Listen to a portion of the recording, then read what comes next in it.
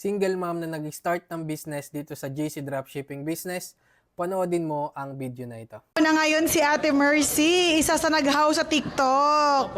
Ayan. Anong ginagawa mo sa TikTok? Anong scroll mo dun, ha? Scroll ako, ma'am. Siyempre, naghahanap po talaga ako ng extra income. Yun po talaga yung nahanap ko. Kasi nga po, mahirap po as in solo parent po.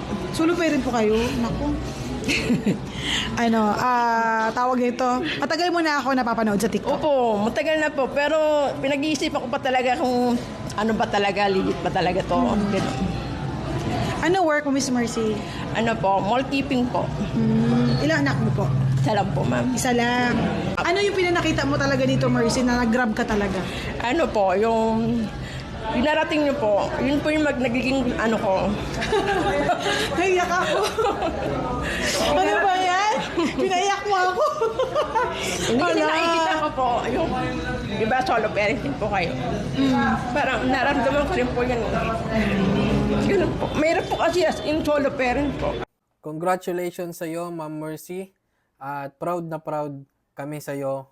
Tamang-tama yung napasukan mong company at syempre tamang-tamang team yung napasukan mo dito sa team ng TBT. Kasi dito, ma'am, is guided ka ng mga GMs at ng mga leaders na magagaling. At alam namin, ma'am, na mas mataas yung pangarap mo at alam namin na mararating mo yung pangarap mo at maaabot mo yung mga pangarap mo kasama ang negosyong ito at syempre kasama ng team natin. Congratulations sa iyo, ma'am, and welcome to the good life and welcome sa team natin.